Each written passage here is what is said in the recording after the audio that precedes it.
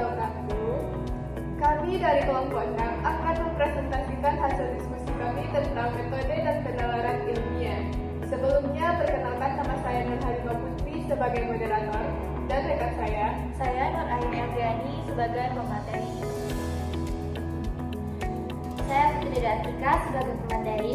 Saya Rafisa Putri sebagai pemateri. Saya Walaupun Fadlian sebagai materi. Baiklah, langsung saja kita masuk ke materi yang pertama, yaitu pengertian metode atau penalaran silogisme ilmiah yang akan dijelaskan oleh Nur Aini Adriani. Kepada Aini disilahkan. Baik, terima kasih moderator. Di sini saya akan menjelaskan tentang pengertian metode penalaran sosiologisme ilmiah. Nah, metode atau penalaran ilmiah ini adalah cara untuk berpikir sistematis, logis, dan berdasarkan bukti untuk memperoleh pengetahuan yang valid. Penalaran ilmiah digunakan dalam penelitian dan analisis untuk memastikan kebenaran sesuatu pernyataan atau teori. Mungkin itu saja yang dapat saya sampaikan. Saya kembalikan ke moderator. Terima kasih Aini. Materi selanjutnya tentang silogisme dan contoh silogisme yang akan dijelaskan oleh Putri Dwi Atika. Kepada Putri disilahkan. Baik, terima kasih moderator. Baik, saya akan menjelaskan tentang apa itu silogisme dan contoh silogisme itu seperti apa. Silogisme adalah salah satu bentuk penalaran ilmiah yang menggunakan dua premis atau pernyataan untuk mencapai kesimpulan yang logis.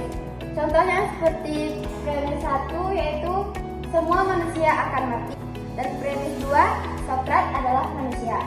Kesimpulannya yaitu Sokrat akan mati. Baik, itu saja, saya kembalikan kepada moderator. Terima kasih Putri. Selanjutnya jenis metode atau penalaran ilmiah yang akan dijelaskan oleh Rati Saputi. Kepada Rati disilahkan. Terima kasih moderator. Baik, di sini saya akan menjelaskan tentang metode penalaran ilmiah. Metodenya itu ada 3. Yang pertama, penalaran deduktif. Penalaran deduktif adalah penalaran yang bergerak dari pernyataan umum menuju ke pernyataan yang lebih spesifik. Contohnya, semua ikan hidup di air. Namun kita bisa ambil satu jenis ikan, yaitu lele. Jadi, lele hidup di air. Itu adalah pernyataan yang lebih spesifiknya. Yang kedua, penalaran induktif. Penalaran induktif adalah penalaran yang bergerak dari fakta-fakta spesifik menuju kesimpulan yang lebih umum. Contohnya, burung pipit bisa terbang, burung merpati juga bisa terbang, burung elang bisa terbang. Jadi, semua burung bisa terbang. Yang ketiga adalah penalaran abduktif. Penalaran abduktif adalah penalaran yang menggunakan dugaan terbaik berdasarkan bukti yang ada. Nah, contohnya adalah ada jejak kaki basah di lantai. Nah, kita bisa saja menduga bahwa kemungkinan ada seseorang yang habis keluar dari kamar mandi tanpa mengenakan alas kaki. Baik, mungkin itu saja yang bisa saya sampaikan. Saya kembalikan ke moderator. Terima kasih Rati. Selanjutnya penerapan metode atau penalaran ilmiah yang akan dijelaskan kembali oleh Putri Dwi Atika. Kepada Putri disilahkan.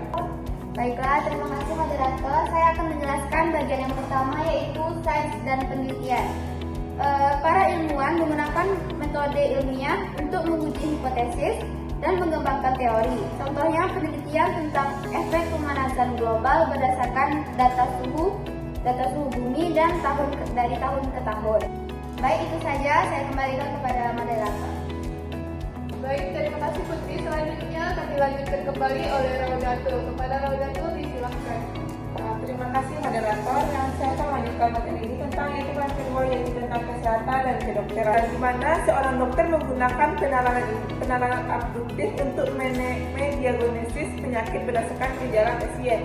Misalnya contohnya yaitu jika seorang pasien demam tinggi dan kehilangan indera penciuman, dokter mungkin menduga pasien tersebut terkena infeksi tertentu. Yang ketiga yaitu hukum dan forensik, di mana penyidik menggunakan penalaran deduktif untuk menyusun bukti dalam kasus kriminal.